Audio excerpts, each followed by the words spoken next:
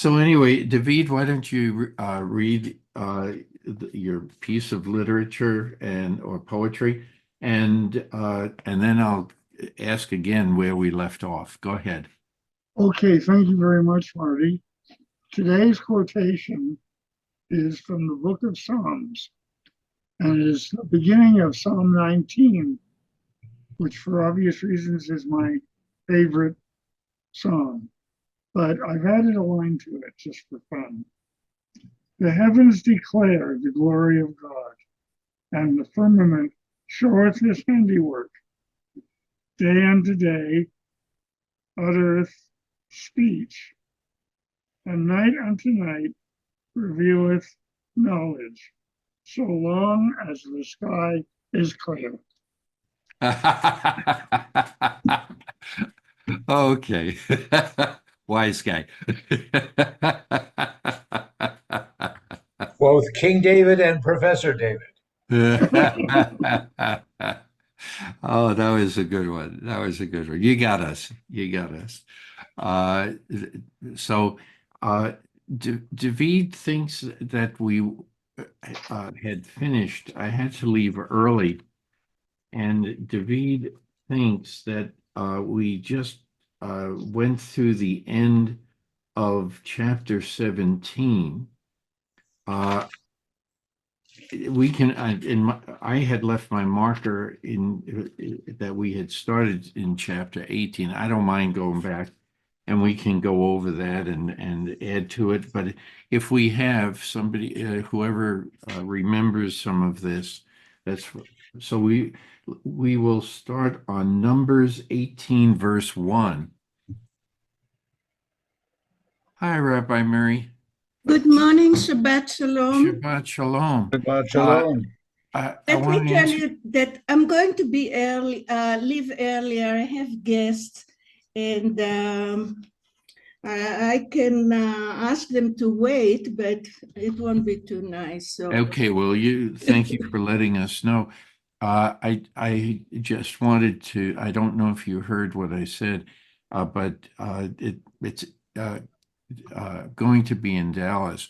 And I just want to say a few words of praise. My son, it's because my son-in-law is being inducted into the Texas Softball Hall of Fame. Yay. He has, and most people don't realize how hard this is to get. He has a 600 plus batting average over 29 years. That's That is pretty darn good. that's very darn good and very hard to accomplish. It is. And so I have to, I just have to be there for him. So it'll be very interesting. So that's why I'm missing next week. But there's no Torah study next week because of the Saturday Sabbath service that the rabbi will be conducting. So, Rabbi Mary, yes, when I had to sign off early, do you remember where we stopped? Was it yeah, I do remember. because I figured because I y'all would marked have it. further conversation, Okay, we had chapter 18. right? I need glasses. Okay. Well, you have I'm not a in the regular place. I'm always sitting.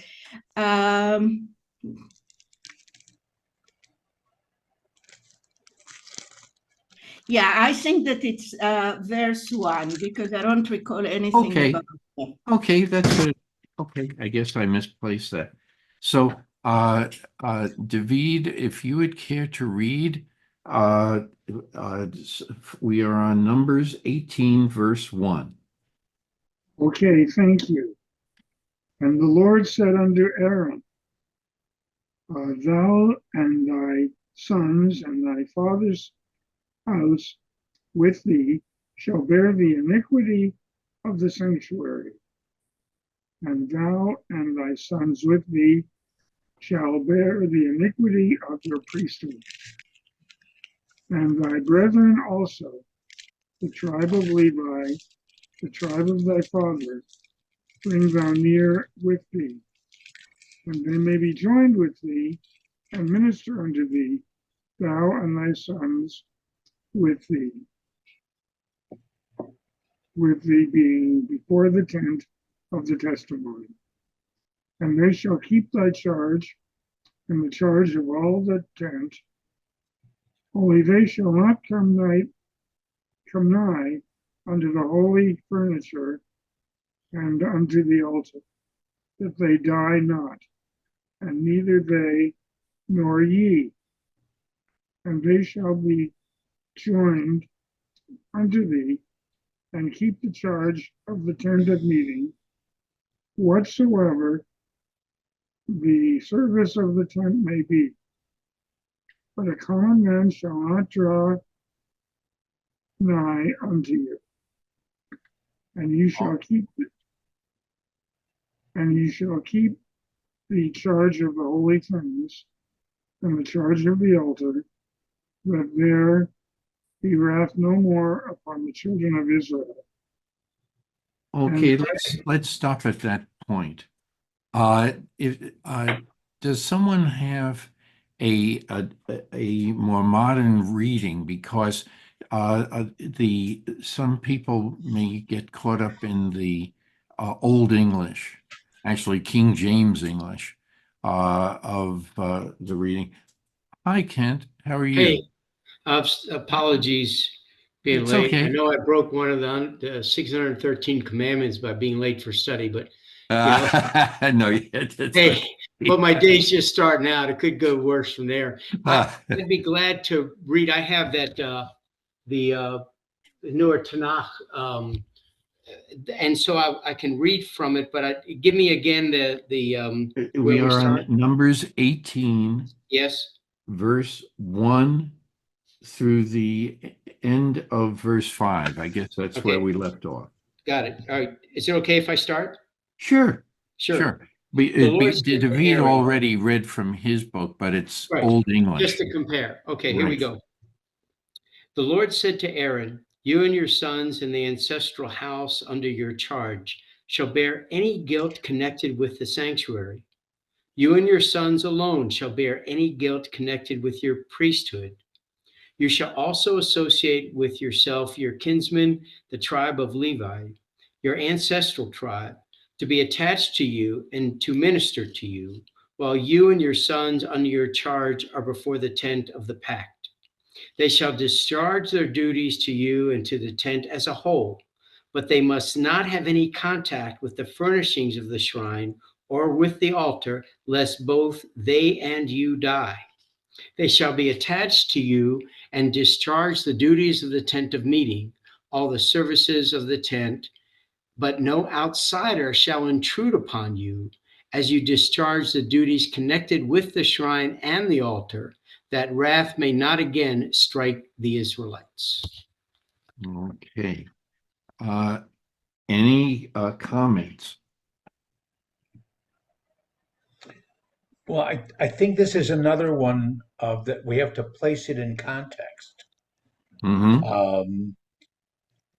And perhaps this is God reaffirming Aaron's role and the Levites' role in light of the fact that that Korah, who's also a Levite, Mm-hmm. and then there was the talk about God's anger, not the God's wrath, not striking all the people. So this might be kind of an affirmation of God saying, "Okay, Aaron, let's clarify exactly what's expected and what your role is as your tribe." And there's an interesting play on words in the Hebrew, incidentally. That what your tribe and what your responsibility is towards the holy accoutrements, and the tabernacle, et cetera, et cetera, et cetera. Let's bring it back to your pontifical, if I could, your pontifical sacred role, as opposed to the political role that Korach and his subgroup of the Levites tried to impose. Very good. Very good. I'm just a thought is, No, in placing it in context. it because it follows all of the Yeah. Korach study. That's right. Yes, Rabbi Mary. Rabbi Norm, if you could address the issue of the children of Aaron that were consumed. Where did they go that they were not supposed to go? I know the Holy of Holies. Oh, back to Nadav and Abihu, you mean? Yeah. Yeah. The two sons, yeah. Yeah. What did they touch? What did they do in this context? They did more than the Levites were supposed to do. On the other hand, they are the children of him. Well, my memory is that Nadav and Abihu were the accusation and the punishment was because they offered alien or strange fire. They offered a sacrifice that wasn't within the norm. Okay, so it was right. Yeah. Whereas this I see as being and like I said, there's plays on words in the Hebrew that their role is to protect, to guard against others anyone who might encroach, who's not authorized to do so, and things like that. So. Yeah, I thought that had to do also to get into the Holy of Holies, in which only, I suppose, the high priest would have gone to. Yeah. Zara. Now I remember. Yeah. Yeah. Because I guess it's verse, I'm looking at a commentary in Eitz Chaim that both in verse 3 that, if someone does approach, then both the one who encroaches as well as the guard is the one who's supposed to be guarding it. Both of them will die. Both of them,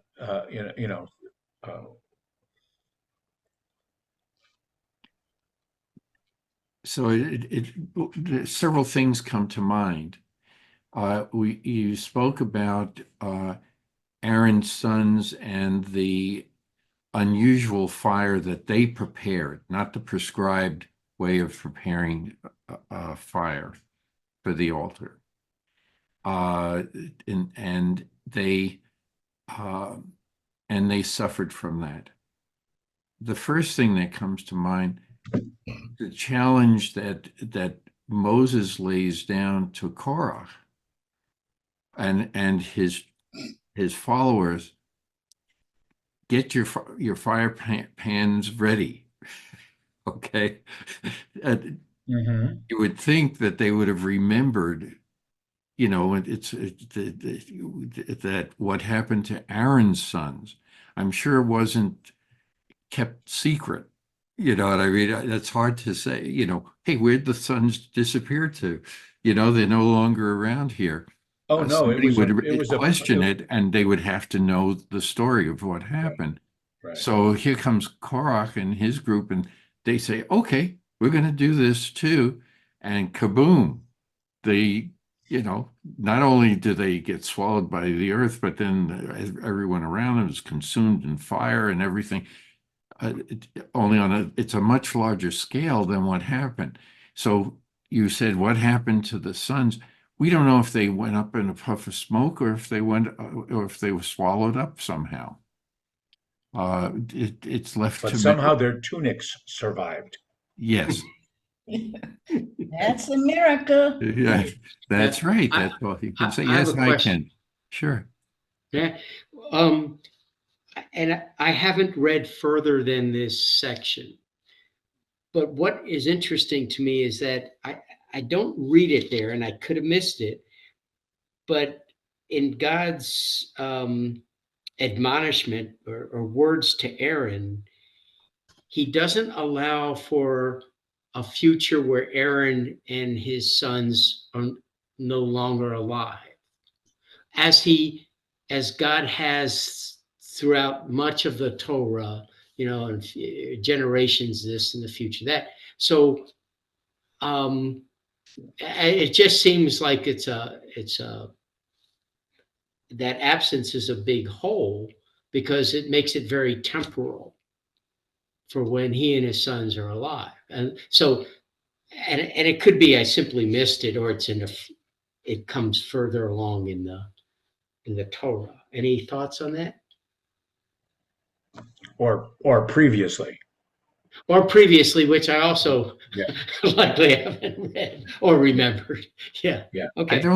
Well, there's some stories that border on this, but I don't recall this happening again, other than in the Korah story. And then there's additional emphasis.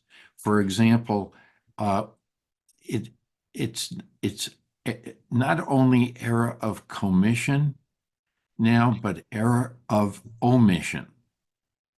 If you're supposed to protect this place and people get through and still do something wrong, you are responsible. Hmm. Okay? That's how I look at that. This is now, I guess as a parent figure, I would have to say, well, I didn't explain it enough in the past. I was hoping that they would understand based on previous experiences. And so that's how I tend to say, well, maybe that's what's going on here. Because now, on top of everything, not just the responsibility, but when you accept the responsibility, if something goes wrong, it's you have to accept the fact that you didn't do what you were supposed to do. That's a very powerful way of communicating authority. Mm-hmm. No, and to motivate action to protect. And in contemporary terms, it has nothing to do with biblical anything, but in a way, if you look at in the Middle East, had the West, led by the U.S., taken great action and that kind of an admonishment to Iran. If you allow your proxies to attack, Israel and do this and that, we're going to come after you. That wasn't said to my knowledge. But had it been, it may have been a different story, because you hold somebody accountable who isn't nearly as strong as you. Right. And it's quite a compelling way to enforce behavior. Yeah, parenthood is like that. Okay, if you feel responsible, and I think it's a natural thing. What did I forget to teach that child?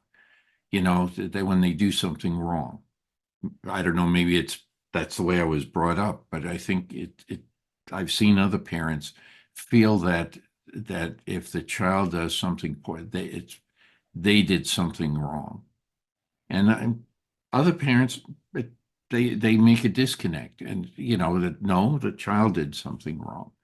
So this is where the rabbis would remember Helene, and who was a child psychologist, and she would have a lot to say about this. But it's something it's hard. I know you tried to bring it into a more modern situation, but it is. We'll never know, an answer to the question you raise. And I just don't I try to stay away from things that are political, Well, Marty, but you yeah, I know, misunderstand though. Now, hang on. I wasn't questioning anything. I I'm know. acknowledging it as quite um, a good example of the exertion of authority and how you do it Okay, in a way indirectly. So he's not threatening the right. Israelites. He's threatening Aaron to make sure Yes. that they communicate as best they can to keep them in line. And that I've seen that throughout history as a very telling way to exert one's authority. I have to raise another question. In all of these episodes that involve Aaron, where he misinterprets God's rules, if you will, and he does things by omission or by uh, omission, not necessarily doing things the way for his sons,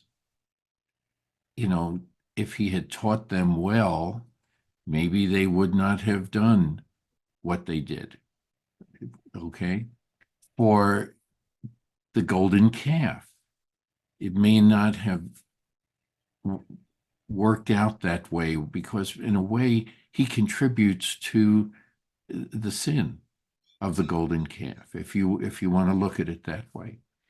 And he's Moses is more philosophical, if you will, or appears to be more spiritual, and Aaron is having a harder time getting into that mode all the time. He goes through as long as he's told what to do, he seems to do it. But when nobody's around to tell him what to do, he's not. He has a lapse in his sense of responsibility, what has bestowed upon him. Is this a potential issue that we run into? He's the firstborn, not Moses.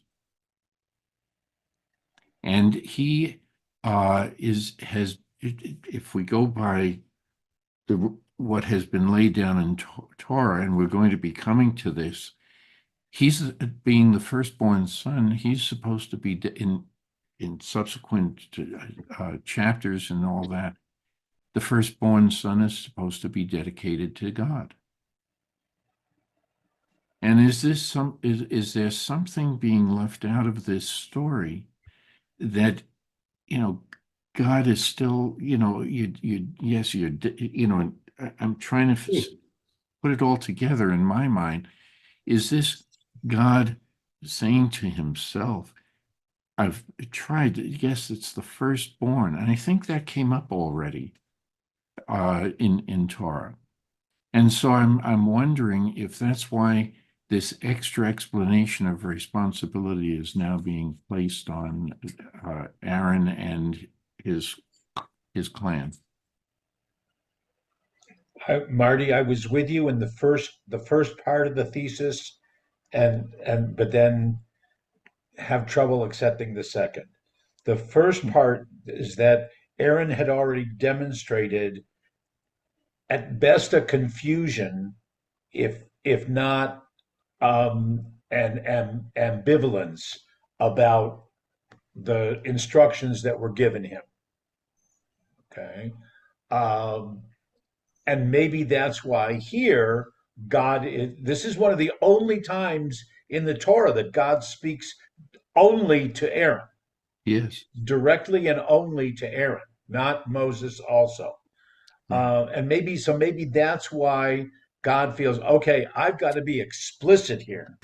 I really have to describe exactly Right. what I expect of Aaron and his sons, as opposed to the other two tribes of the other two subgroups of the Levites. Okay. Um, I'm not sure that the firstborn is what was I say where I kind of depart from, We're going to get to that. The redemption of the firstborn. It was yeah, mentioned earlier, right. but I now don't this know. I it's don't know if repeated that's again. impacting so much on Okay. God's God's expectations of Aaron. Um, I don't know. I don't necessarily see it there. Okay.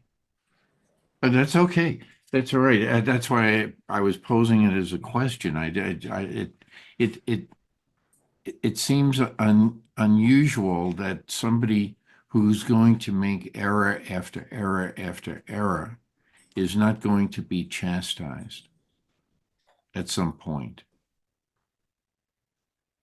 Well, he is somewhat chastised by God in the near his death, um, but tradition doesn't look at him that way. Tradition is that Right, that right. he's the peacemaker. Tradition is that he's the conciliatory figure. That that he's the one who leads everyone to embrace the Torah, and whatever. But that's much later. Okay. So is it that that it's not that even if is this a possible way of looking at it? Even if there an individual has a flaw, that the summation of all of the good things that they can do you have two ways of looking at the individual, the flaws or the good things. And if you look at just the good things, it's going to be just fine. If you look at all the bad things, maybe that'll carry over and change your whole personality. You'll start to uh, look at the world a different way. That's not going to move it forward, but regress. And yet, we all know that in periods of strife, that's when humanity has advanced. So I don't know. I don't know what the answer is. But, in the Torah, you very rarely, I cannot even think of an example, they don't talk about the qualities and the characters of people. Later on comes the Haggadah and the Midrashim. But what they talk about is the role that was assigned to you. And in the roles that were assigned to you and to Aaron and his family, you need to be aware that that's what you're supposed to do. So when they rebel, like Aaron said, why you and not me being the leaders? It was about the role to take. And later on, we'll see, in the Tanakh, uh, all the fights between the secular like Moshe and the religious like Aaron. But we have to be careful. I mean, what you're doing, Marty, is midrash, which is very nice, and updating it to our time. But here the emphasis is what to do and what not to do. And the punishments, if they come, are for that. Right, right. Specific. Right. Okay. Uh, are we to then say that Torah doesn't necessarily always look at human frailty? Because Not all of really. the stories are about lapses, human frailty. That's your conclusion from what happens. like they say, and Moshe was the most humble person, and Aaron was the one looking for peace between people and doing this and that. So it's an add-on that doesn't come from, in my mind, what you see is you touch or don't touch. These hymns are for the Levites, these hymns are for Aaron. But you can talk about the frailty, you can talk about the character, and it comes from how you perform. I'm not going to talk politics again, although many people talk about a person that's floating these days above our country and said, he is this, he is that. But the worst part is what this person does. Right. And that's what I was trying to get to. What that individual did to advance a certain philosophy or in the case of the Israelites, to advance their progress. Yes. Yeah, but I mean, I agree with you, agree with both of you. Um, but the Torah seems to be emphasizing the humanness. I Yes. don't want to Yes. necessarily say the humanity, but the humanness Human of behavior. Yes. of those characters, and accepts the flaws, and accepts the mistakes.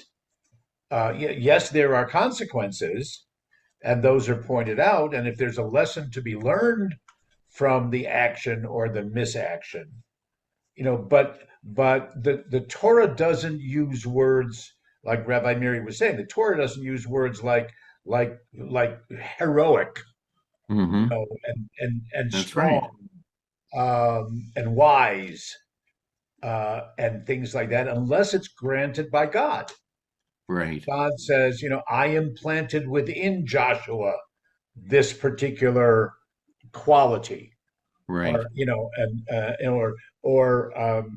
that Moses is to choose 70 elders who have demonstrated a particular characteristic in being able to serve as judges, things like that. But it emphasizes the humanness.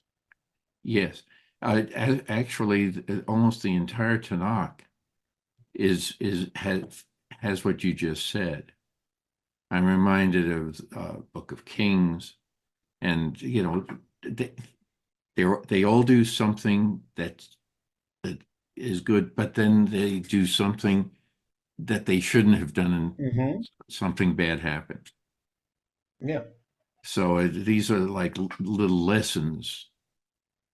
Even if it is a story to begin with, the story, it's like a fable, if you will. This is what happens, if you behave a certain way. These are the potential consequences of that King behavior. King David, well, since you're talking of Yes. kings, Yeah. King David on Is his deathbed exemplary. Yes. says to Solomon, "V'chazakta lihiot ish," that your strength is when you're a man, And not a hero, right. and not a braggart, things like that. But just in being a mensch is the way that our tradition understands it. Right. That's your greatest strength. That's the greatest attribute. Very good. I'm going to, unless somebody wants to add to it, that I think is a great place to end this little side discussion. But it's very, very good. Okay. Uh, I don't see David, so either Grace or Ken, if you would like to read verses 6 um, through the end of 11. We're in chapter 19, No, 18. 6 through 11. Yes. I hereby take your fellow Levites from among the Israelites.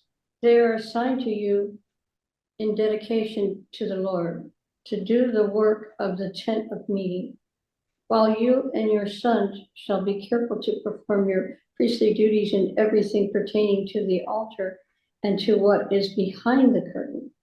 I make you your priesthood a service of dedication.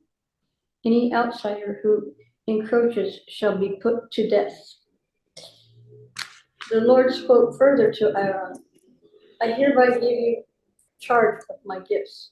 All the sacred donations of the Israelites, I grant them to you and to your sons as a prerequisite. I think I said that word right. Mm-hmm.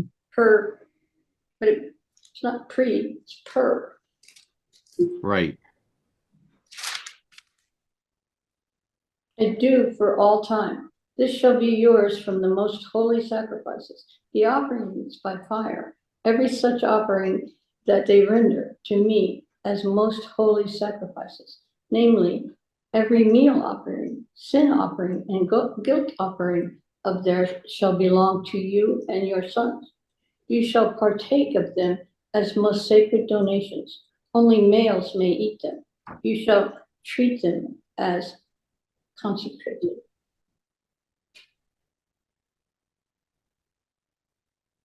Okay. Is there a lot of background noise? Some of you may have had some problems with David. What are you sharing? I'm not sharing anything as far as I It know. says David has started screen sharing. Double click to enter full screen mode. Yeah, I don't think I'm sharing anything as far as I know. All right. Okay. Check my joy and interest in our session today. All right. Well, let's go back here.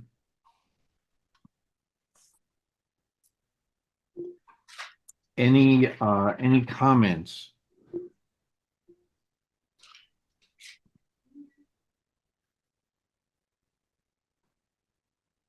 Rabbi, did you want to just talk about to be attached, Yelavu?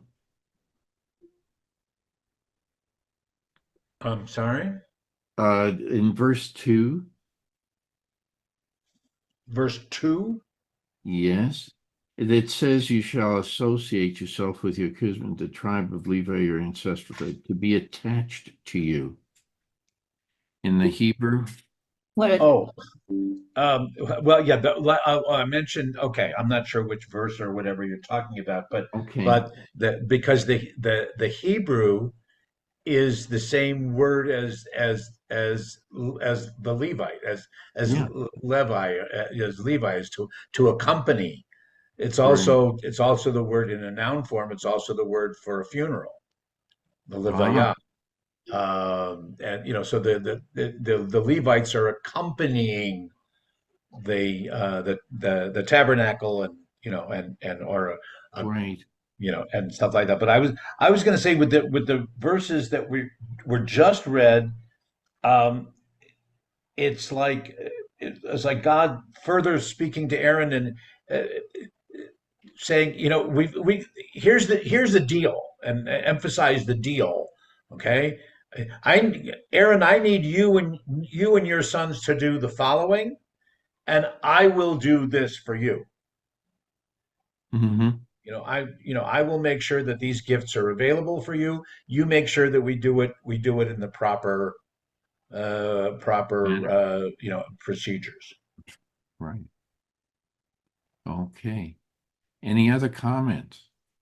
well, I think that, we know that the Levites were provided by the people since they couldn't Right. do anything.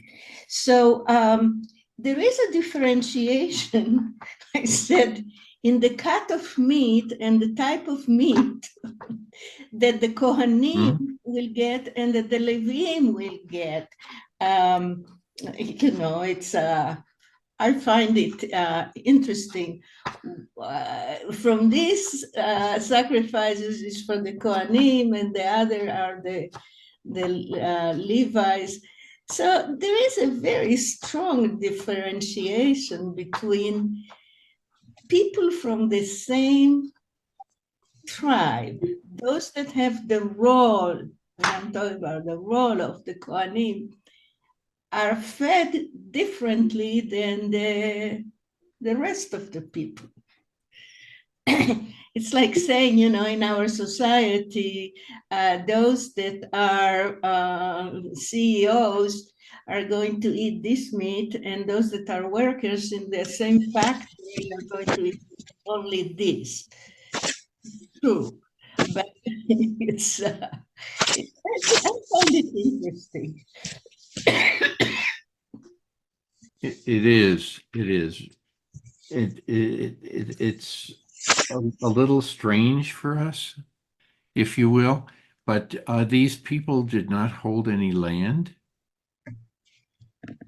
These people did not hold any land, so Yeah, but all of they them, couldn't. Marty, the Sure, Kohanim and the Leviim, because the Kohanim are part of the Leviim. that's But right. there is a differentiation between the Kohanim and those called just Right. Leviim of what kind of sacrifice each one can eat.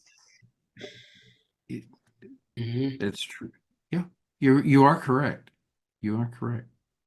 Any other comments? Just, Yes. yes, Marty, thank you. Just two observations. I don't, they happen to be there. Okay. At the end of line, verse 10, where again it speaks to only males may eat of them. Okay. And as Rabbi Mary mentioned, it's kind of like segregated as to who gets to eat what. Yeah. But it didn't say only his sons may eat of them. In other words, males is the much broader context, right? All right, Mm-hmm. that's just an observation. I don't know what to make of it per se, but then I did find in here half of what I spoke to earlier, but not the full thing in verse 11, where God speaks that I give to you, to your sons and to the daughters that are with you. All right, so that's it. Now it's in everybody. So I don't understand Right. that collective juxtapose the statement, a sentence earlier where it's just males. Okay. And I'm not asking for an answer. I just don't necessarily get it. But he says, as a due for all time. So there's an acknowledgement through generation, at least I read it, generation to generation to generation. But it only speaks explicitly to the offerings and the gifts, not to the legacy of the family dominion over the priesthood. You see what I'm saying? Again, it's just an observation. If somebody wants to comment on that, fine. But I still don't see like, and you and your sons for all time, or as worded here, as due for all time, you're gonna inherit the priesthood and so forth. Yes. I think that when we talk about things, what they're going to eat has to be, if you will, pure, if not purified. And there's going to be a little bit about that. And it was the priesthood was a male-oriented society, separate from the rest of the people, as you're saying.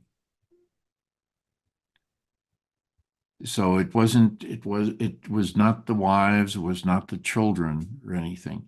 But so that's why they're getting the best. That was supposed to be the best that was to be offered to God. So you're getting a portion of that. Am I right, Rabbi? Well, there From seems the to be offerings that were brought, of yeah, the and there's sin two different offering. offerings. There's two different Yes, offerings. There's the free will offering, and then that's that's the right. teruma. There's also the tenufa, Right, which the is wave that offerings. that's been dedicated and and whatever. But there seems to be a contradiction or confusion of exactly, is it only the males can eat it, or is it everyone in the priest's household? sons, daughters, anyone who was living in the household. So again, at the time, they probably understood what the distinction was. Maybe it was a pecking order of who got to eat first, not not eat at all. It was understandable then, but it might be a little confusing to us now. All right. And it's Yeah. also it's where they could eat, which was a much more important distinction. That the priest could partake of the gifts and the offerings and the what was left over from the sacrifices, but that had to be, if I'm correct, that had to be within the courtyard of the tabernacle, whereas the rest could be eaten by the families and other people in your household, but that was outside the courtyard. That was back in their own residence, so to speak.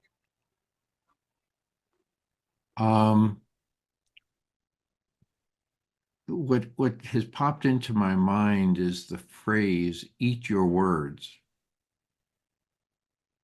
And it's a specific for the sin offering, which is supposed to be a burnt, it's going to be totally consumed by fire.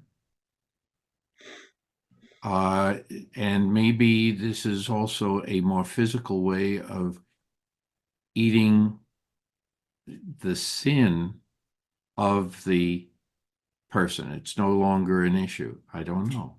What do you think? I have two ways of getting, dealing with this, as opposed to the other types of sacrifices are for gratitude and other events, things like that. The wave offerings or elevated offerings. So I don't know what you're thinking about that. I have a one-word response. Maybe. Maybe. Okay. I don't know. It's not. It's right. It's an interesting premise. Okay. Any other comments that anyone wants to make? Hey, hi, Suzanne. Welcome back. So Thank you. you, David, would you like to read from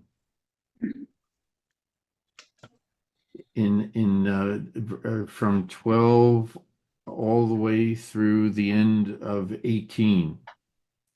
Okay. Let's see here. 12, 12, 12, 12.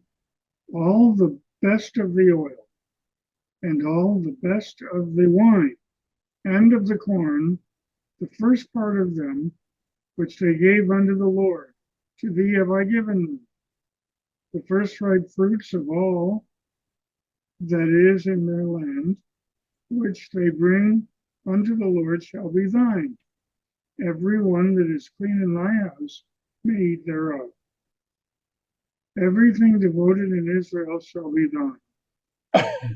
Everything that's opening the womb of all flesh which they offer unto the Lord, both the man and beast, shall be thine. Albeit the firstborn of man shalt thou surely redeem, and the firstling of unclean beasts shalt thou redeem.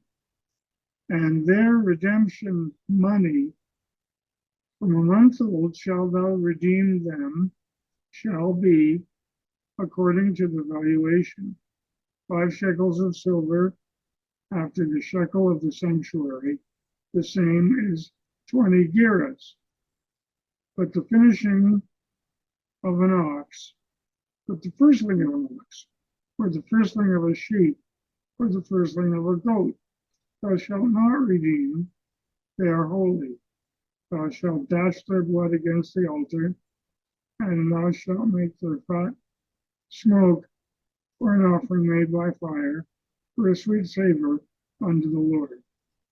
and the flesh of them shall be thine, as the wave breast and as the right thigh, it shall be thine. Okay.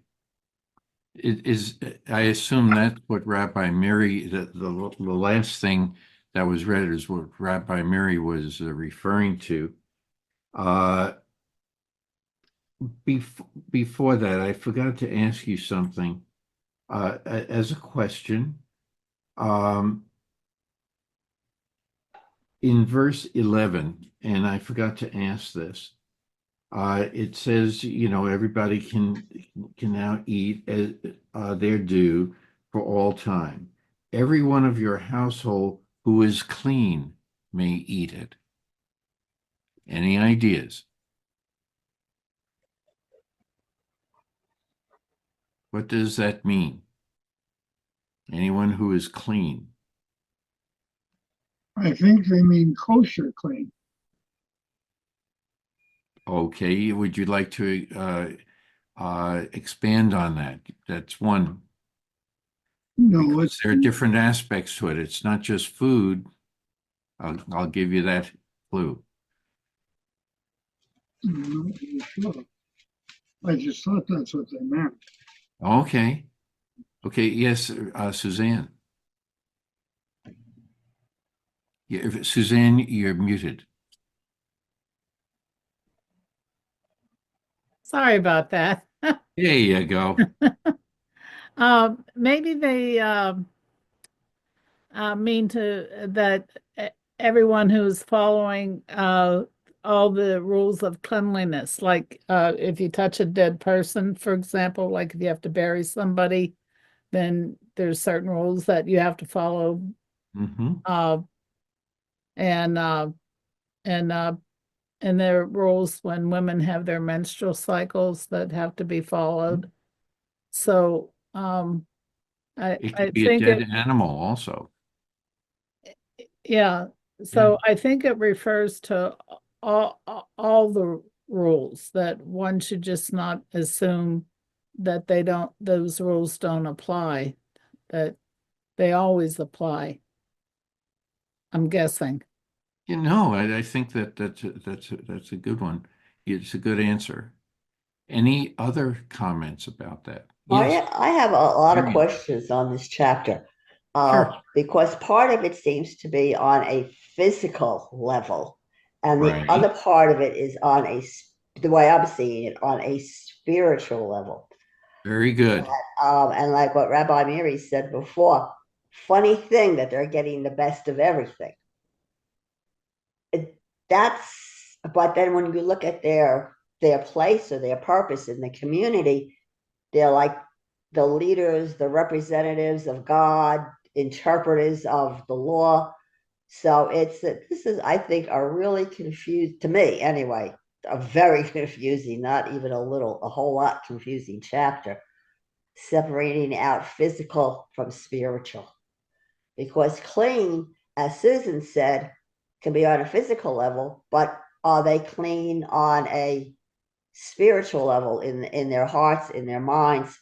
So I think here there's a Very lot good. of gray areas and a lot of fine lines in interpreting almost every one of these words. So yeah, I am just really confused. So You're not confused. You hit carry the on, nail on the guys, because head. I need some understanding.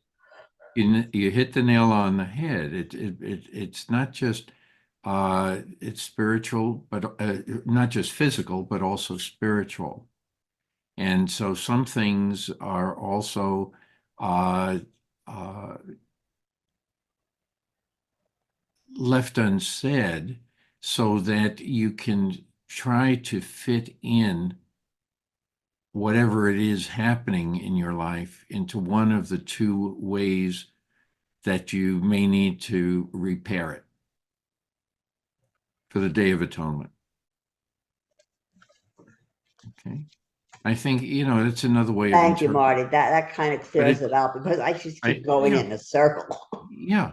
I just use something that we're all familiar with, but if you do it on a regular basis, okay, you're going to find ways of of trying to, I like to use the word, find balance in your life.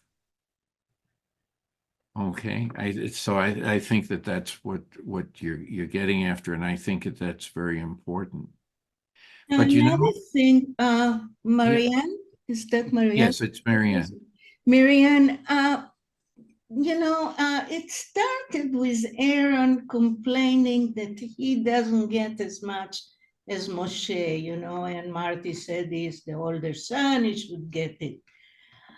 We know that the Kohanim and the Kohen Gadol, the priest and the high priest, are a special aristocratic group of people.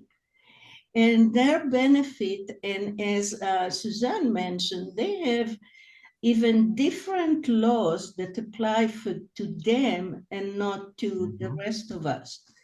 So we're talking about a group of people that when we say cleanliness or pure and so forth, the demands from them are as much as their duties. So they are a real separate group of people that, so as I said before, they become the religious, which is not the right word here, but it's the religious leadership versus the secular one, versus the kings, versus the even the prophets at one point. So we need to understand that why they get the best cuts of the meat and all the other presents that they get. It's as I said, I think that the word aristocratic group is applicable in this case. Okay. All right. Any other comments? Thank you. You know, it's very interesting that if you accidentally touch or are touched by someone who is unclean, let's say they buried someone or they were slaughtering an animal or things like that, you had to purify yourself. So you had to really be careful as to what you were doing. You know, when we think, well, we'll have that discussion later with the red heifer. Anyway, any other comments that anyone has?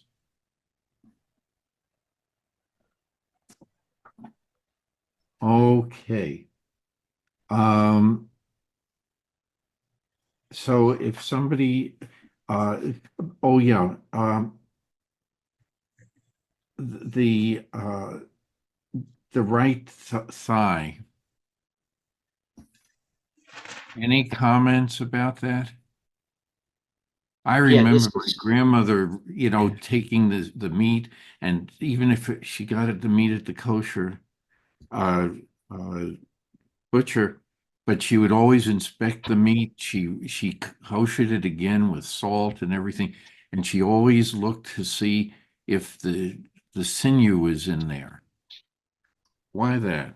We've had this discussion years ago, so I'm testing your memory. That's for kosher, and they said that they symbolize what happened to Jacob when he fought with the whatever, if it was an angel or an ish or whatever, that he was hit at that part of his body. Right. And I'm not sure that that's a real whatever. I But think it worked its way into okay. tradition, Yeah. especially in the Orthodox. Yeah. They want to be sure that that's not in the meat. Any other comments? Just a question. Yes. Are you saying an interpretation is that the right thigh is the choice part of the beast of elevation? Yes. Okay. It is. It's the meatiest. Okay. You like your roast beef.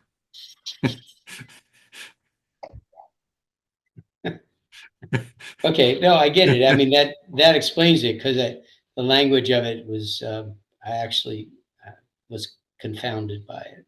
But It now I kind is, of get it. but I think it's in reference, it's to remind us of Jacob and his struggles, and hence the source of the name Yisrael, Israel. That I think that's why it's inserted here. Got it. Okay, Thank you. it stated so that you don't forget. Don't forget, this is all linked to your heritage. So, Audio visual aids. yes, yeah. If you think about, um, the six, you had mentioned, Kent, one of the 613 mitzvot, and maybe those are there to be reminders, and eventually you do it. You don't even think about it. You're just doing it because it's there, but and you don't necessarily, you know the stories, and but maybe we're supposed to think of those stories when we go through all of these 613 commandments, because they're interspersed throughout the entire Torah. It's an extremely high bar for some of us. Oh, All I'm saying. I'll speak for myself. It's an extremely high bar. yeah, You know, Well, yes, and yes, and it there is. are. I can't think of an example, but I'm pretty sure that in fulfillment of one, it may compromise another.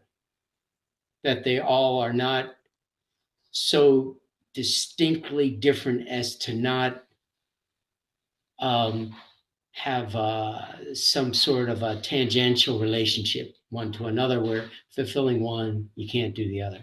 I can't think of an example, but it might be like maybe some kind of an emergency where you're late to the house of study right. because you had to do a good deed, right? To Okay. help a neighbor, right? Examples that everybody is familiar with is you're supposed to fast on Yom Kippur, but if the doctor tells you to take medicine with food, which do you do? Right, Yeah, right. right. There you go. Thank you. Um, And I can tell you my great experience with this with my great grandfather. He was an Orthodox rabbi, and he, he we were visiting, and I was helping, taking care of drying the dishes and silverware. All right, I'm a kid. And I made the assumption, I didn't know I should have asked, but I start putting it away in the drawer.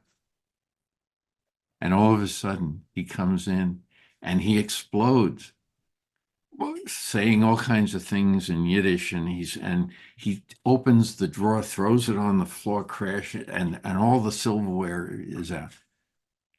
I had made a mistake. put Okay. milchig and fleshig together.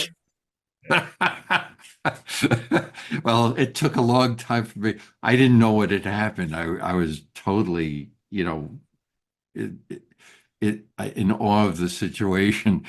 And later was told that's why that happened. And oh, okay. But that was a very dramatic story that I still remember to this Yeah, day. yeah, yeah. Yeah, I want to go back for a moment to what the conversation that was brought up with the thing Yeah. about the right thigh and Yeah. and whatever. Um, and I jokingly said audio visual aid, but the other phrase is memory trigger, Right. because for how many centuries and generations it was forbidden to read the Torah. That's right. And so they needed these little actions and gestures and, and tokens and whatever to Mhm. remind them of what the Torah story actually was and how important it was. Including toys at Hanukkah time coming up. Sure. Maybe somebody Sure. I will mean, say something any of about those the things dreidel and things like that that. would Yeah, trigger, that would trigger the memory, or that's certain right. mnemonics, or whatever. We Mhm. go through that ritual every Passover Yep. to remember, different things to remember. And I think it's, uh, I would assume many religions have their own symbols that they use. I know in the Catholic Church they use certain symbols, but I'm sure there are certain rituals, ritual behaviors that are supposed to bring to mind certain stories or certain individuals, things like that. So it's a very interesting way of doing it. Any other comments? Okay, sorry but that was just something that I wanted to mention again. Any other comments? If not,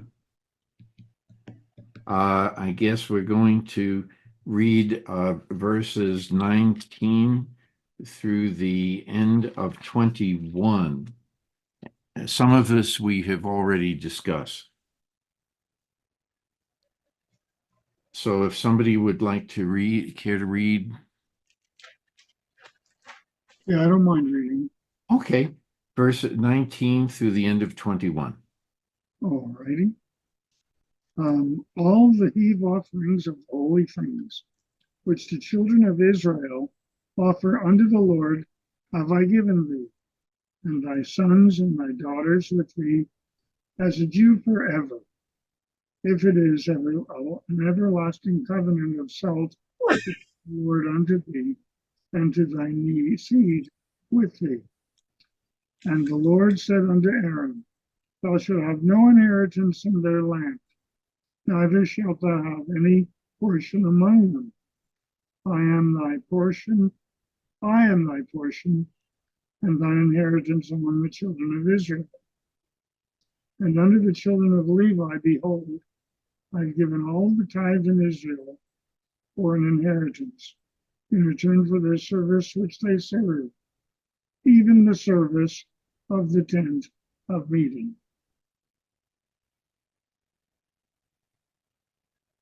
Do you want me to go on? All the way, to the end of 24. Okay. And henceforth the children of Israel shall not come nigh the tent of meeting, lest they bear sin and die. But the Levites alone shall do the service of the tent of meeting, and they shall bear their iniquity. It shall be a statute forever throughout your generations.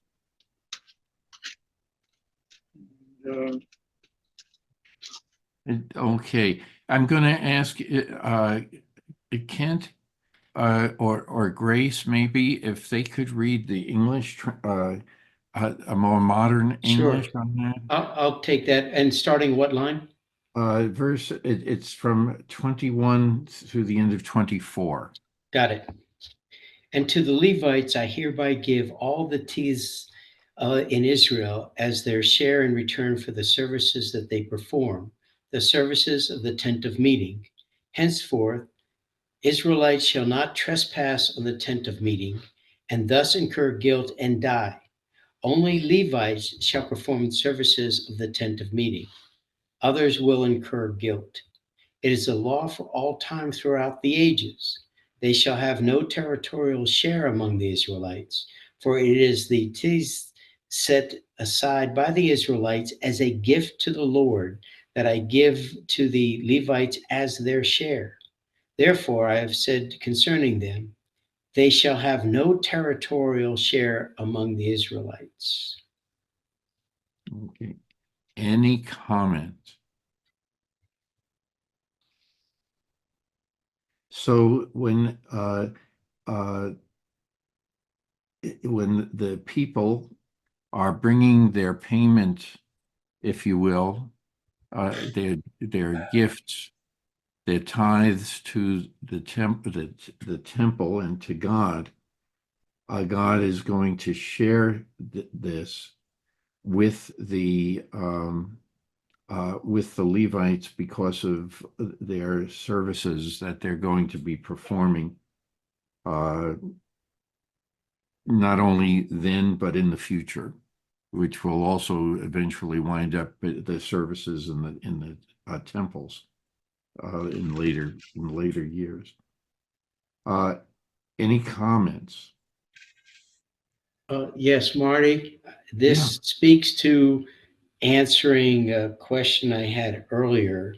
It's a little indirect, but when God speaks to Aaron and he refers to for all time, that the Levites shall perform these services, there you have that generation, door to door, for, so yeah, so I get it.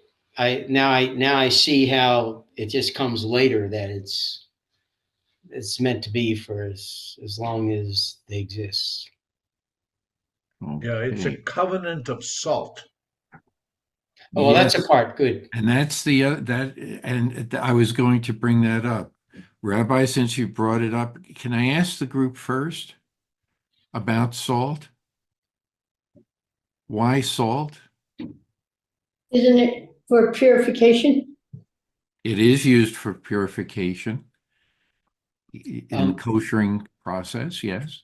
I would think at the That's time. not purification. That's that's cleaning and preserving. That's not Yes, it's not it's not it's consecrating. not, right. Right. But why Yeah. is salt mentioned, though? There are several good reasons. Well, was it not a pretty extravagant commodity at the time? That's right. And it was absolutely necessary. Right. It was. Soldiers were paid by the Romans paid their soldiers in salt. That's the phrase, he was worth his salt. And we know what happened in India with the Mhm. issue of the salt. This is very, and pillars of salt come to mind. But what is it about salt?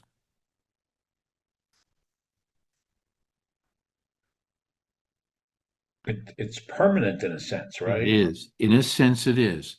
That even if you dissolve it in water and you evaporate all the water, you still get the salt you put in. It's interesting in that regard. So And they would know, the ancients would know that.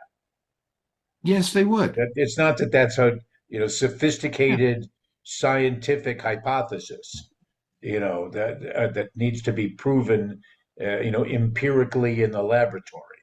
That's something. I mean, they It was a lived near the preservative. Dead Sea, and which in Hebrew is the Salt Sea. Right. So that they had that reference. Mm-hmm. And also, if you've ever waded out into either the Red Sea or or the Great Salt Lake, and you lay down in that water, what happens? You heal. You what? You heal. She said heal, but I said float, and she said heal. Yeah, Okay. it makes Yeah. you very buoyant. Okay. But you No, float. you can read That's the right. paper lying on it. Yeah. It's a fascinating mineral. And those of you who know geology know that the crystals are perfect cubes. Perfect cubes. And those of you who know geography know that the salt mines around the globe are very, they're very unique in certain areas. And you see the mining of salt, and you see them cutting out huge chunks of salt just as if it were ice. You know, it's fascinating to observe all of that. And it was used primarily as a preservative in the ancient cultures, and this was well known at that time, but it was hard to come by. There was a city in North Africa called Timbuktu. All this, right? All the salt in Timbuktu. David, do you remember the poem? I guess he has but anyway, it, the Timbuktu was a seat of knowledge in the world, and it was extremely wealthy at one point in time in world history, and in Europe, the explorers were trying to find ways of getting an easier passage to Timbuktu. By the time they finally figured out that they couldn't go around Africa and all that, they had to, it was too late. Timbuktu had been overrun and everything came to a dead end in Timbuktu, but the salt trade remained. So just a little bit about the history of salt. There's a book on that. The title of the book is Salt, and it gives you some of this history. It's fascinating about that. But I know I dragged you away from Torah with this, but I just wanted to add that in, that it's an interesting. Yeah, Mary, It's so Mary, important. do you remember seeing that phrase anywhere else in the Torah? A Brit Malach? Brit Malach? No. Yeah, that's where it says this is this. It's a Brit covenant of Melach? salt No, in no, verse 19. Yeah, I don't remember seeing it anywhere else. no, no. Sorry, there are enough Britot without that. Yeah, true, true. No, I have not. Uh, the Rabbi Plout has some comments that about this. The expression seems to derive from the use of salt as a preservative. Similarly, in Rashi, he said, because salt does not decay. Right, which is the opposite of preserve. Yeah. Right. And among expressions based on the use of salt are these: eating someone's salt, meaning his hospitality and entering his service. Hence the term salary. The salt, because of the people being, the soldiers being paid in salt. And when we welcome someone is with bread and salt. So Right. When you come into a house, you bring bread and salt, yes, yes, as a gift. That's right, because of their symbolism. Yes, Rabbi. Yeah, there is now. This kind of takes us back to some earlier conversation, but there is. I don't remember exactly to whom it's attributed, but there is a commentary that I just recalled that from one of the rabbis that does a lot of flipping around the letters and and whatever, and it changes it from malach, which is salt, into machol or machila, which is like atonement and forgiveness. But you Okay, can also say it's lahom, you which could is also say right. Yeah. right, but Yeah. the one that I remembered was that the salt connects it to that this is a covenant that represents the Right. forgiveness that Yeah. God has to Aaron Yeah. and Right. the Yeah. priesthoods. Yeah. Okay. Any other discussions there? How about because remember this story is about if they don't do what they're supposed to do, they have they have to have a sense of guilt for not doing what they were supposed to do because I was not doing performing their responsibility correctly. Any other comments? Well, then, as you said, that then buried inside the paragraph is the pidyon haben, is Yes. the redemption of the firstborn son, and that that particular that particular ceremony. Yeah. We read about it last time, I think. Yeah, Yeah. yeah. There are a few references to it. Now, I have some questions I want to ask. In redeeming the What else first, is new? but in redeeming the firstborn son, okay. First, I have a question. What are the different reasons that are given why it doesn't have to be done for a firstborn daughter? Well, the origin and the understanding was that the firstborn son was automatically assigned to be, to help in the, in Family. the sacrificial, in the cult, uh, you Right. know, uh, whatever.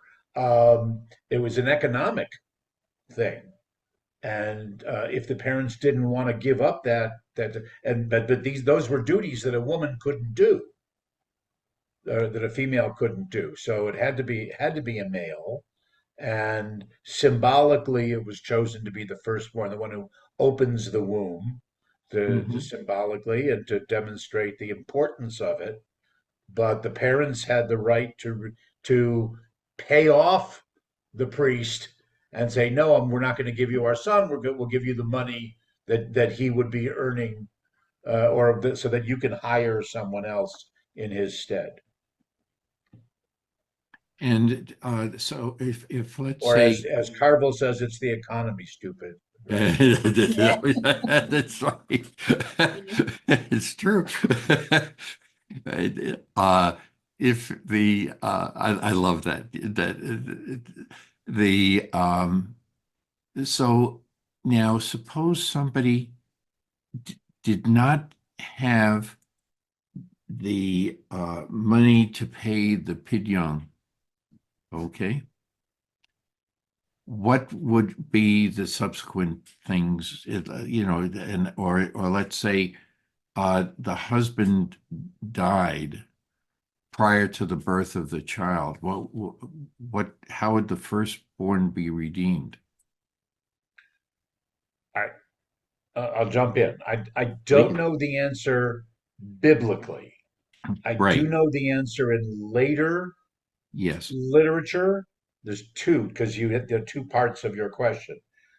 One is if the family couldn't afford it, the Mhm. community had a pushkin. Right. Right. The community had a fund, like Hebrew Free Loan Society kind of thing, that the community would step in Right. and pay for it. Yeah. Yeah. If the and I believe I can't give you chapter and verse, but I believe that a widow had the right to say no, I need, again, go economically. I need I need the son to stay with me to help provide, for my well-being and for the family. I'm pretty sure that that's the case. Yeah, I don't recall it coming in biblical, but right, in later halachic right. literature. Yeah, Could and it's a, several things that the community need to do when the families cannot do. And um, in one of the cities that I visit in Rome, and I not in Rome, in Italy, I went to a synagogue, and they had downstairs like mail boxes, and the things that the community would do is Pidyon Shvuim, which is the redemption of hostages, right, speaking of that now, Achnasat Kala, helping a bride to come, Pidyon Shvuim, Achnasat Kala, and something else. So absolutely, Leviat Hamet. yeah. So those are things that the community did. And that just shows about the issue of culture between the individual and the community, how how community they are, our commune, how together they are, even in issues like that. People who didn't understand when I said the Hebrew for what Rabbi Miri was the third thing was to provide for a decent burial. Yeah. right, right, right. Uh, and that's a very important thing. One thing, yeah, yes, go ahead, Kent. I have a question, but not on this, but something else. Let's say that a firstborn son is not redeemed, but taken to the priesthood to work with them, to live with them, to become part of them. Would that child then become a Levite, or No, that's a was it? nice question. No, Good question, but no. Well, was it only from the tribe of Levites that no, they would? So they were already of the tribe of Levi. no. You do that No, for everyone. for Unless they everyone. were born in cesarean, like my kids were, it has to come through the regular way. But no, they cannot become Levites. And it's a great question. I don't know how they resolved it. But they could come from any tribe, is Right, what I, Yeah. okay. right. Right.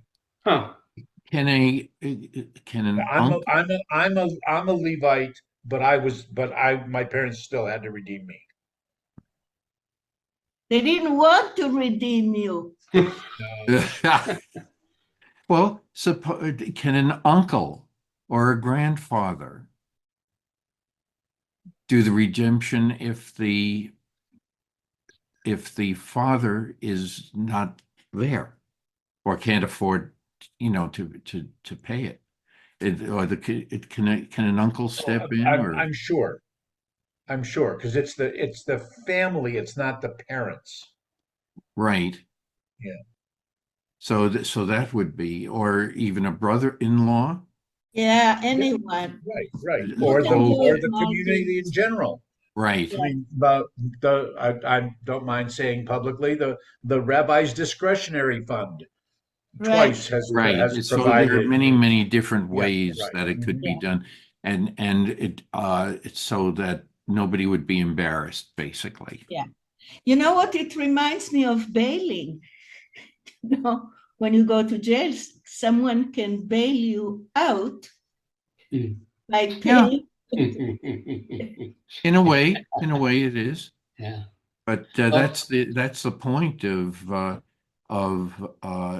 that's an indirect way, Rabbi Murray.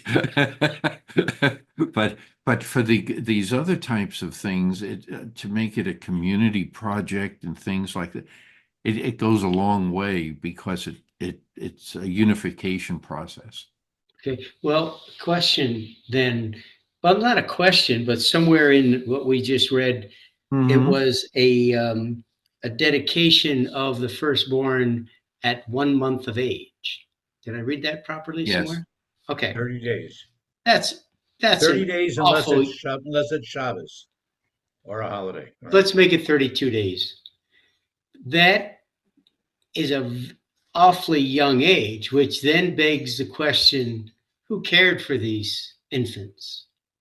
I'm talking about the human, the sons that may have been brought to the temple, or not temple. There was no temple. I get it, but They have to wait until they grow up, probably. well, it just says you can. It's sometimes somebody would have to redeem themselves before they achieved a recognition, I guess, as an adult. or maybe it was like a layaway plan. And I don't know whether anyone has no, where it's like they're Yeah. brought, they're dedicated, but bring them back in 6 years or 7 years or 8 years. Yeah. Yeah, yeah. Oh, So there are lots of ways to, to do this. But by the way, this occurs in fiction as well. The firstborn son, having to enter the priesthood or things like that. There's stories about that too. mhm. So, because this also goes into the Christian religion as well. Mhm. And so throughout history, this has been a subject that has come No, Yeah, up. I'm not surprised where the Christians got it from. To Kent's question, I'm fairly familiar with the Midrash, but I'm the whole collection, but I'm not aware of one that that you could substitute an offering of diapers instead of an animal, so that they could take care of all the infants that were redeemed. So That's We're talking nice. clean diapers. We're Very talking, nice. yeah, okay, I got it. All right, I was reading it too literally then. great Like question. I'm thinking, what do they have, a whole cadre of wet nurses or, Yep, they might have. might have, but But you raised okay, an interesting subject.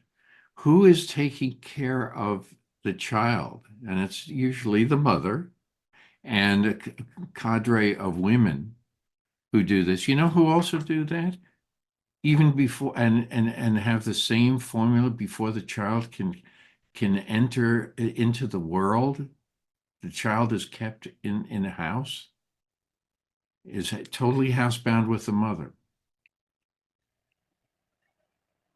The Hopi tribe. Hmm. They have a ritual, and they use 30 days also.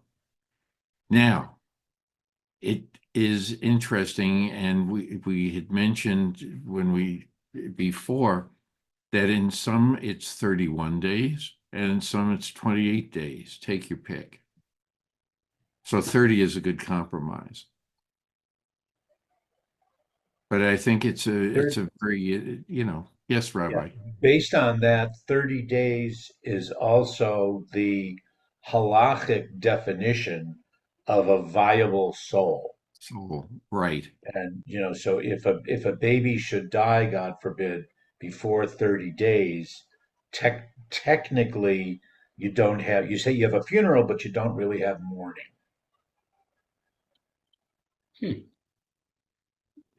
That first 30-day period, from the medical standpoint, is a very critical period Mhm.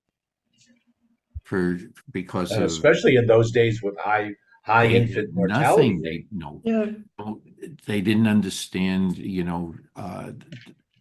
Even there are stories about in certain cultures where they would take the umbilical cord after it's cut and they would rub it in the soil for in some cultures they would rub the baby's the baby's attached to the umbilical cord, and they're rubbing it in the soil, and they would have high infant mortality.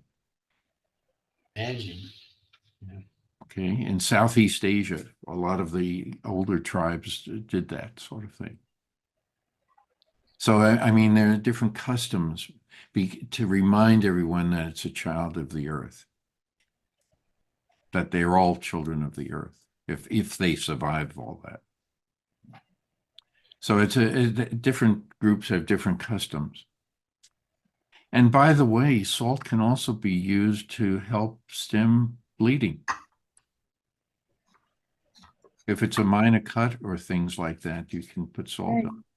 Stings the dickens, but it can be done. So there are different ways of cauterizing.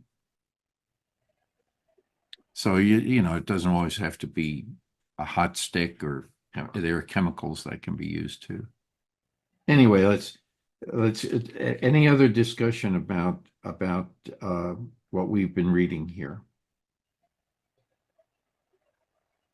Okay, verses 25 through 30. David, you're getting your book, and I'll let you go ahead and read.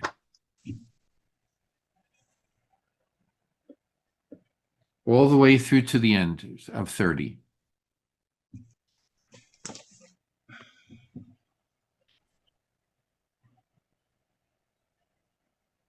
David, are you muted? Yes, is muted. Yeah. I am muted and I am sorry. Okay. Let's try once more with healing. 29, did you say? No, where is it now? Where am I supposed to start again? Okay, it's Numbers 18, verses 25 through to the end of 30. Okay, here we go. By Deborah and Noel Moshe Lamor. And the Lord spoke unto Moses, saying, Moreover, thou shalt speak unto the Levites, and say unto them, When ye take of the children of Israel the tithes which I have given you from them for your inheritance, then ye shall set apart it as a gift for the Lord, even the tithes of the tithe. And the gift which ye set apart shall be reckoned unto you as though it were the corn of the threshing floor, and as the fullness of the wine press. Then ye shall also set apart a gift unto the Lord of all your tithes, which you receive of the children of Israel, and thereof ye shall give the gift which is set apart unto the Lord to Aaron the priest. Out of all that is given you, ye shall set apart all of that which is due unto the Lord, of all the best thereof, even the hallowed part thereof, out of it. Therefore thou shalt say unto them, When ye set apart the best thereof from it, then it shall be counted unto the Levites as the increase of the threshing floor, and as the increase of the winepress. And ye may eat it in every place, ye in your households, for it is your reward in return for your sentence, in return for your service, in the tent of meeting. And ye shall bear no sin by reason of it, seeing that ye have set apart from it the best thereof. And ye shall not profane the holy things of the children of Israel, that ye die not.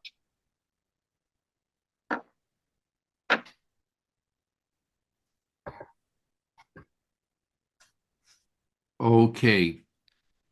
That not is not in my translation. Oh, it is in mine. I know, That ye die because it not. implies something altogether different. It does, yeah. Okay. So what is your, Marty, what is your translation Mine says, imply? you will incur no guilt through it once you have removed the best part from it.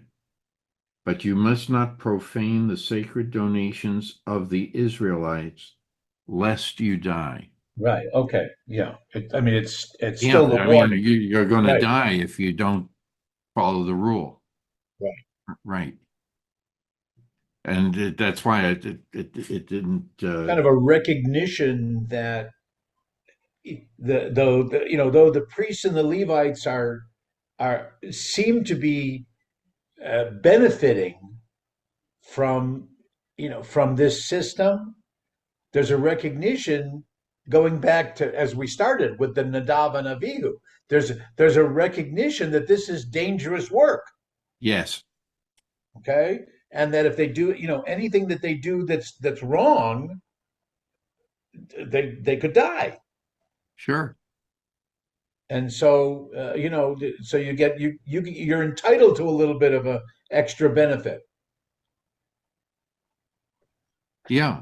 Yeah. That seems to be the theme as I understand it. It's like hazard pay. Hazard, right, It's a right, good word. exactly. It's a good word. Well, I Yeah. see them, if comparing with today, and I think I mentioned that last week, the Levites and the Kohanim are like what we call civil workers, that they work for all of us. And we, through our taxes, we have to pay them. And that's why when people don't understand what a tax is, and let's not pay taxes, then they are not going to have roads and teachers and whatever is paid through our taxes. So this group of people are serving the entire community.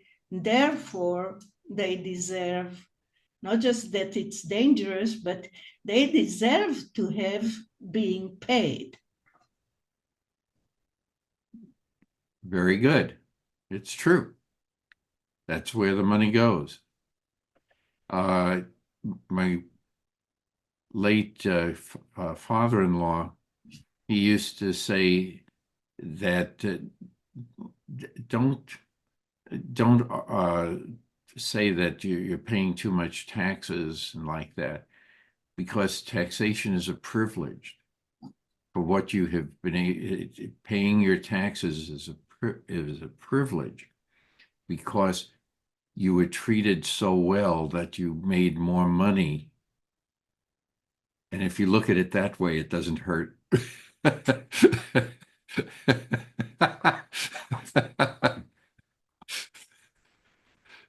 So, but it's true. But what Rabbi Murray said is true, that, the money just doesn't come from anywhere. It comes from all of us. And we have it's part of our responsibility.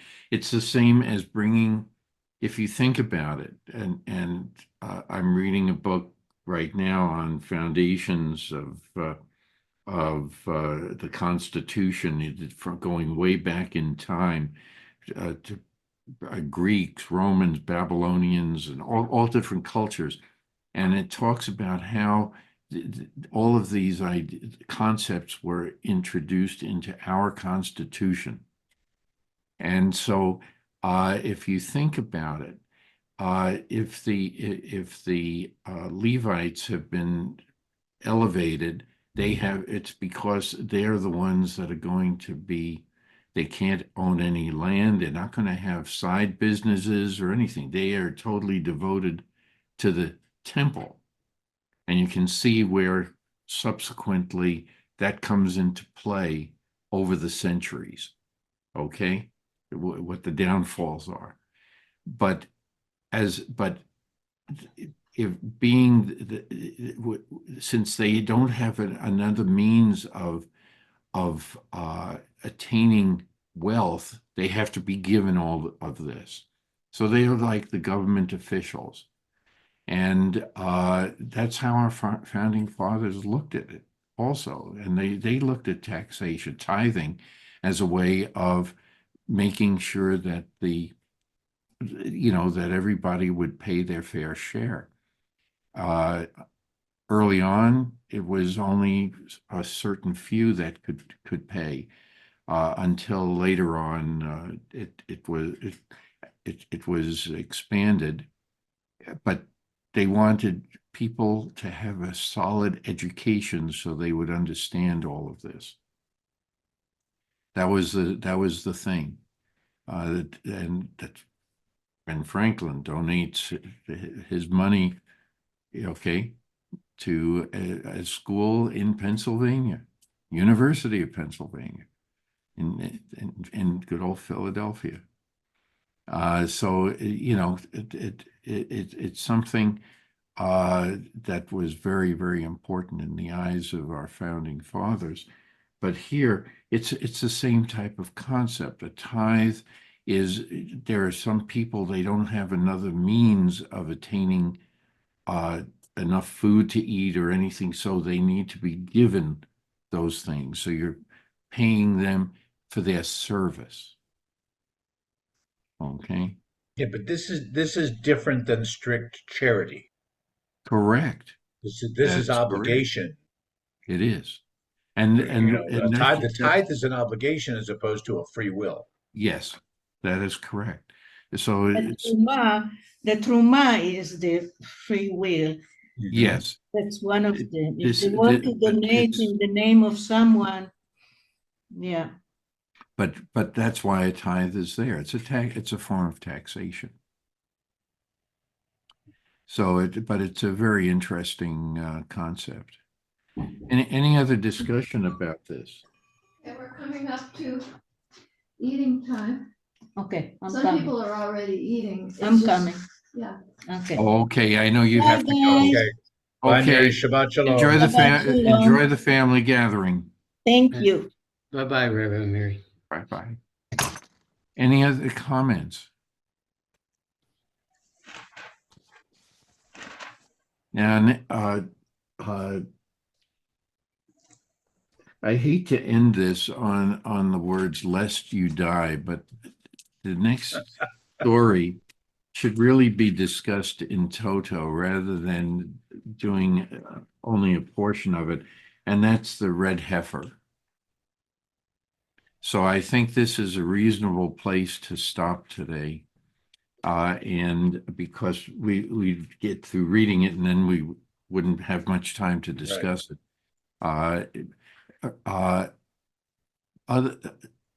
As I mentioned early on, I will not be here next week. So if someone can help lead. Well, next week we have service. Oh, that's right. I had forgot. That's right. That's right. So we don't have to worry about it. Then you'll have to excuse me. Then I won't be here for a couple of weeks. We'll be traveling, and then right at the beginning of the year, if I can put in a personal thing, I'll be in San Diego for the convention of the North American Association of Retired Reform Rabbis. Retired Reform Rabbis, okay. And where our particular class is being honored because it's the 50th anniversary. It's our 50th year in the rabbinate. Wow. So Pretty cool. Yeah, Yeah. it's very That's cool. very cool. Unfortunately, there are more and more of our classmates who are not surviving to share with us. But it's a big deal. Yeah. And we have amongst the retired rabbis, we have our celebration in January, and then amongst the entire Reform community, that will be in Chicago in March. I see. Very Well, nice. well, congratulations, Mazel Tov. Yes. But when are you going to own up to him? Tell him you're not really retired. I mean, You don't have to be. are you going to keep that a secret or what? We keep it a secret. We keep it a secret. Yeah. Well, there goes another one of the 613. No, no. The hook is that if you're not formally retired, you can still be a member, but you have to pay dues. As opposed to Hey, that's always, yeah. By the way, just one little thing before we adjourn, and thank you all, and thank you, Marty, for leading this discussion. But the first United States income tax on Mhm. its population was in 1861. Yes. So there were other taxes on some property, not They had property, property, but sales that's or right. excise things. But But the one where everybody had to contribute was actually at the beginnings of the Civil War to fund the Civil effort. War. Yeah. Also, there, if you had enough money, you could pay, and somebody who was poor and could take Right. your place. Could take your place in the draft right. thing. By the You way, I right, may in have the said a draft, property sure. tax. What I meant, if I said it wrong, it was an income tax. The first based Yes. upon your income was in Yes. 1861. Okay. Yes. All right. Well, thank you all. That was a rough time. A rough time. You bet. Yeah. Okay, everybody. Shabbat shalom. Shabbat shalom, and I'll see you in 2 weeks. You bet. And thank you Okay. all. Bye-bye. Take care. Bye-bye. Thank you, everyone. Shabbat shalom. Shabbat